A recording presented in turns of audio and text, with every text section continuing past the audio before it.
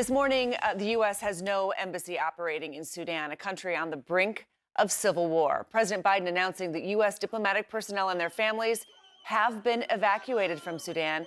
Secretary of State Antony Blinken adding that operations at the U.S. Embassy in Khartoum have been temporarily suspended.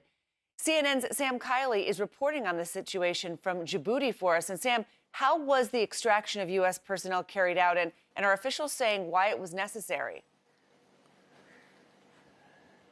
Well, let's start with why it was necessary there, Christine. You say Sudan's on the brink of civil war. I think from the American and international perspective, it is a country in the throes of a very violent actual civil war. There are, for example, Sudanese jets bombarding positions inside their own capital, and it's that level of violence that provoked not just the United States, but an enormous international military effort centered here in Djibouti, or out of here in Djibouti mainly, to try to get international aid workers and other people, students and all kinds of internationals out of that country. Now, when it comes to the United States, they were in the vanguard of the evacuation operations that began over the weekend with a very daring raid, effectively, by some 100 Americans, mostly special forces, involving 3 Chinook helicopters that took off from here in Djibouti, flew via Ethiopia, where they refueled in Addis Ababa, and then flew very low and slow. They're not fast aircraft, at about 100 miles an hour, all the way to the Sudanese capital itself, the scene of violence, where a ceasefire around the Eid al-Fitr celebrations for the end of Ramadan were not being observed in any serious way.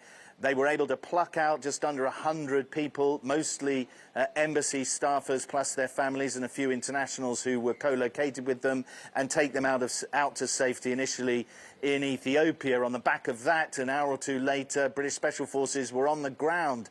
They had anticipated or had planned for the worst eventuality, which was having to fight and protect British citizens and others there. They didn't have to do that, but they did have to do an 18-mile, 30-kilometer road move to a desert airstrip, where they were able to evacuate people alongside the French, who were also engaged reportedly in some kind of brief clash, or at least there's reported to have been minor injuries perhaps on one person being evacuated there. Now the international effort is getting underway. There is extreme violence continuing in Khartoum, the central prison there that includes a large number of senior members of the previous administration have been let out. Real concerns that the place is collapsing into violent anarchy, and more evacuations will be necessary.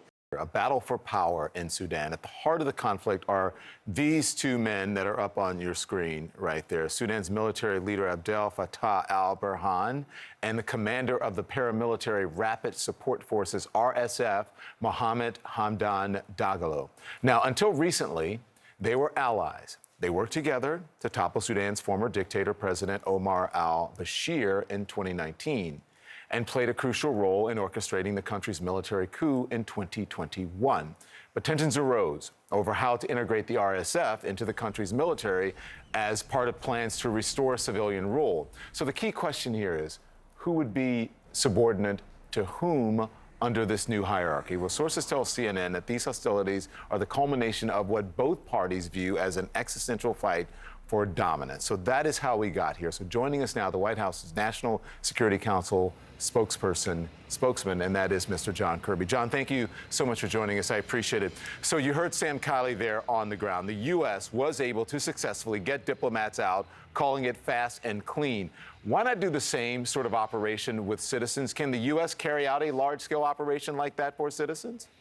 Well, we have military forces still pre-positioned nearby in the region, Don, if they're needed. But quite frankly, the situation is not conducive and not safe to try to conduct some kind of a larger military evacuation of American citizens. You saw from Sam's reporting, actually the violence is increasing. It's more dangerous today than it was just yesterday or the day before. And so the best advice we can give to those Americans who did not abide by our warnings to leave Sudan and not to travel to Sudan is to stay sheltered in place, stay safe and secure and off the streets of Khartoum. We are doing what we can to help guide people who can move out to get out to potentially like land convoys that are moving. In fact, there's several dozen Americans that we know of that are in a UN-led convoy that's making its way to Port Sudan over ground, Don. In fact, the U.S. military is flying unmanned aerial assets over that convoy so that we can maintain some sort of situational awareness and overwatch for them to help protect them as they make their way to Port Sudan. We're also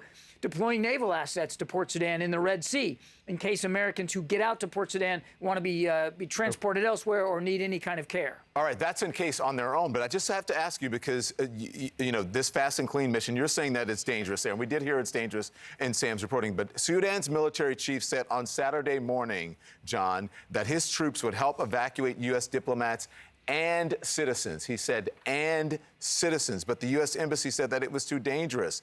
Do you think that there was a missed opportunity to get private citizens, U.S. citizens out? No, sir. In fact, we are doing everything we can to help guide them. If there's a safe way to get out, we're helping guide them and give them information. We're in touch with hundreds of American citizens that are there who may want to leave. It's up to them, of course, to decide to do that.